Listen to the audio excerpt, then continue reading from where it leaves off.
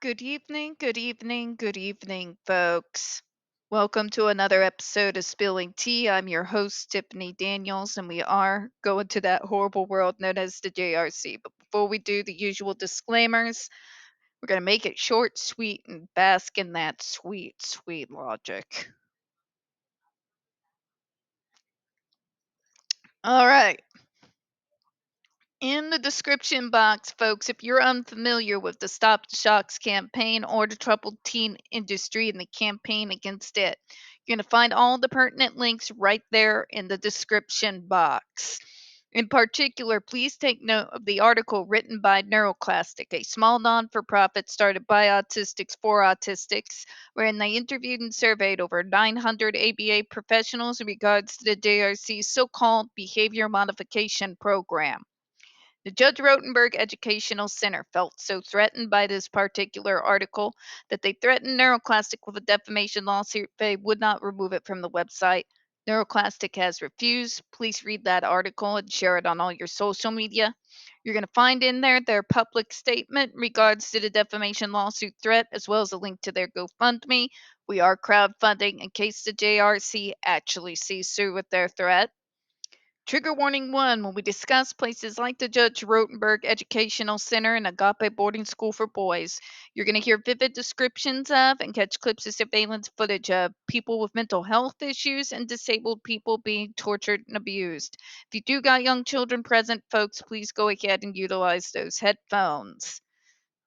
Trigger warning 2: this channel is marked not for kids for a reason, folks. We do use profanity on occasion. We speak on dark subjects. So if your child is 16 and younger and they are watching this, very obviously, parental supervision is very much advised, all right? All right, let's finish out the one dissenting judge that shows a shred of logic and just bask in that glorious glow. Whoo, talk to me. Sing me my song. There is no dispute that the FDA has power under the statute to ban a medical device altogether across all its potential uses. The issue in this case is whether the FDA can exercise its banning authority in a more tailored fashion. Rather than ban a device across the board, can the agency ban the device for a particular intended use while allowing it for other uses? Here's the issue. I think this is where the FDA really fumbled the football here. The GET isn't being used for any other purpose. They didn't ban it for those other purposes because it's literally not being used for any other purpose. I really wish that the FDA would have made that more clear in their original 2020 decision, because this is what the Republicans are using in regards to the overturn of the ban. Now, let's read on, shall we?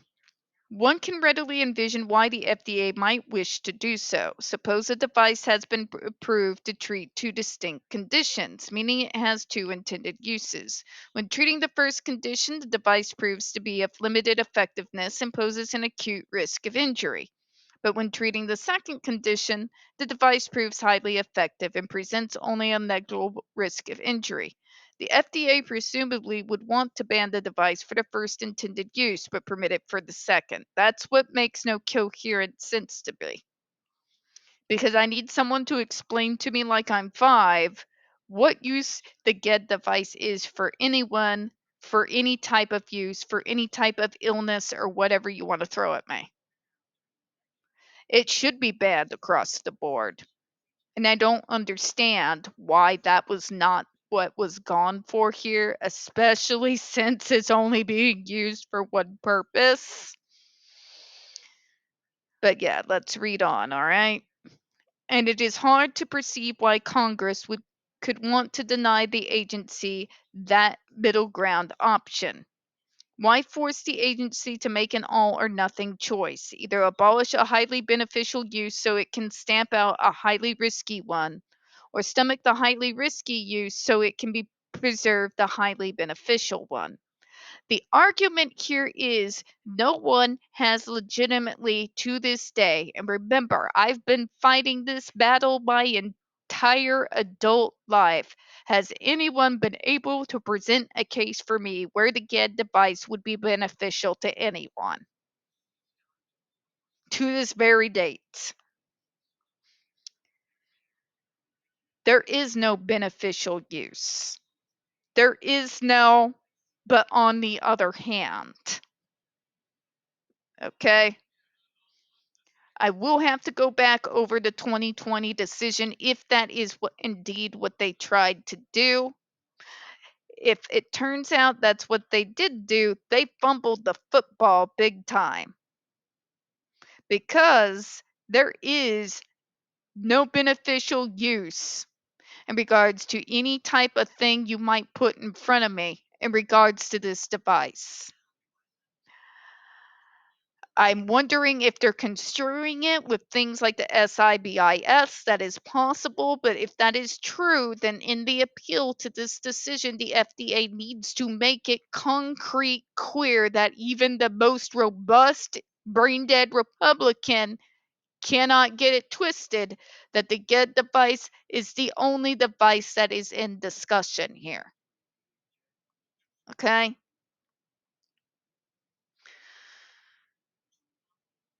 I'm going to actually stop there.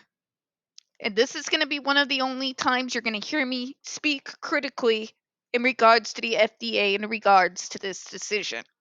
If I'm going to go through those 2020 documents like I did before, and I find in there that indeed they're trying to only ban it for the purposes for which the JRC uses it, even though that's literally the only purpose for which it is being used, I'm going to ask, what in the name of God were they smoking when they did not make that language absolutely crystal clear?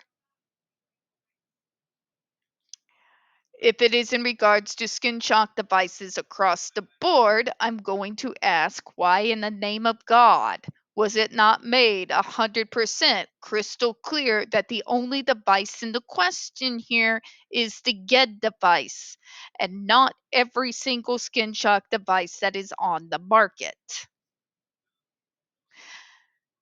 Then I'm going to ask them why they haven't appealed this yet with the amended changes made so that there's nothing that the Republican judges can argue with. All right, I know it makes it short, folks, but we're going to go ahead and close out on this. I do want to save that one paragraph later for the sake of my sanity. We don't get very many views on this channel. The few that we do tend to get removed from time to time. So please don't forget to hit the like button, hit subscribe, and don't forget to hit the comments. I do appreciate your time. And as always, folks, we here at Spilling Tea do hope you have a good one. I will see you all next time. I'm going to go crash now. Bye bye, everyone.